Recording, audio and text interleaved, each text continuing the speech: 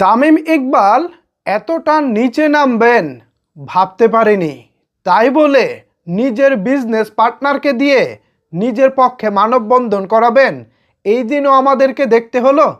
তামিম ইকবাল সাহেব, আপনার পক্ষে কি 10,000 মানুষ চট্টগ্রামে নাই যারা আপনার পক্ষে মানববন্ধন করতে পারে? তাই বলে নিজের বিজনেস পার্টনারকে দিয়ে মানববন্ধন করিয়ে এতটা নিচে নামবেন আপনি? ভাবতেও পারছি না ভিউয়ার্স, তামিম ইকবাল এতটা নিচে নামতে পারেন। কি ঘটেছে দেখুন, মূল ঘটনা বলতেছি আজকের এই ভিডিওতে। আপনাদের সাথে রয়েছি আমি ওয়াসিম। আপনারা নিশ্চয়ই জানেন বাংলাদেশ ক্রিকেট দল আগামী টি-20 বিশ্বকাপ খেলতে ভারতে যাবে কি যাবে না, এ নিয়ে যখন বাংলাদেশ ক্রিকেট বোর্ড বিসিবি এবং আইসিসির মধ্যে কথা চালাচালি চলছে, ঠিক সেই সময় তামিম ইকবালের কিছু মন্তব্য ঘিরে বিতর্ক তৈরি হয়েছে। এই বিতর্কের এক পর্যায়ে বিসিবির একজন পরিচালক জনাব এম নাজমুল ইসলাম তামিম ইকবালকে বলেছেন ভারতের দালাল। এই সব কিছুকে কেন্দ্র করে গত 2 দিনে বড় রকমের উত্তালি হয়ে গেছে আমাদের ক্রীড়াঙ্গন বলা চলে। এরই ধারাবাহিকতায় গতকালকে চট্টগ্রামে একটি মানববন্ধন হয়েছে। মানববন্ধনটা ছিল এরকম, তামিম ইকবালকে ভারতীয় দালাল বলায় এর বিপক্ষে চট্টগ্রামের কিছু মানুষজন মানববন্ধন করতেছে। প্রথমে বিষয়টিকে স্বাভাবিক মনে হয়েছে, যেহেতু তামিম ইকবালের দেশের বাড়ি চট্টগ্রাম, তিনি চট্টগ্রামের ছেলে, তাকে এমন একটা কথা বলা হয়েছে, এ কারণে হয়তো চট্টগ্রামবাসী বিষয়টি মেনে নিতে পারেনি, দ্যাটস ওয়াই তারা মাঠে নেমেছে। কিন্তু ঘটনা হয়েছে অন্যটা। কি ঘটনা ঘটেছে এ বিষয়ে নিউজ যেটা এসেছে সেটা হলো, বিসিবির এক পরিচালক তামিম ইকবালকে নিয়ে অশোভন মন্তব্য করায় আজ চট্টগ্রামে প্রতিবাদী মানববন্ধন করেছে একদল ভক্ত সমর্থক। কিন্তু সেখানে ক্যামেরার লেন্স খুঁজে পেল রহস্য।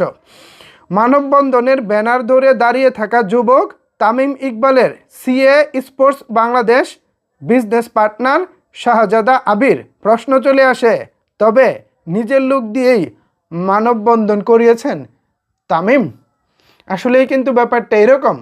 এই যে আমার পাশে যে ছবিটি দেখতে পাচ্ছেন, এখানে একজন দাঁড়িয়ে আছে ভদ্রলোকের পাশাপাশি গুল করে ভিতরে আরও একটি ছবি দেওয়া আছে, সেখানেই এই বিজনেস পার্টনারকে আমরা দেখতে পাচ্ছি।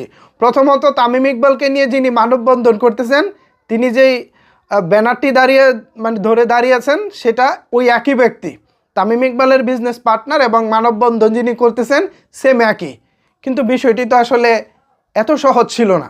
তামিম ইকবাল আমাদের সামনে উপস্থাপন করতে চেয়েছিলেন তার পক্ষে নিরপেক্ষ মানুষজন মানববন্ধন করতেছে, অথচ তার নিজের বিজনেস পার্টনারই যে মানববন্ধন করতেছে, এ ব্যাপারটি আসলে অজানা ছিল।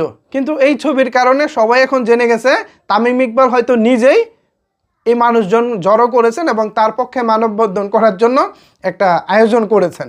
তো এই যদি হয় তামিম ইকবালের মন মানসিকতা, এভাবে যদি নিজের পক্ষে লোক এনে মানববন্ধন করতে হয়, তাইলে ভাই এই মানববন্ধন করার চেয়ে না করাই ভালো, অন্তত আমার মনে হয় আর কি।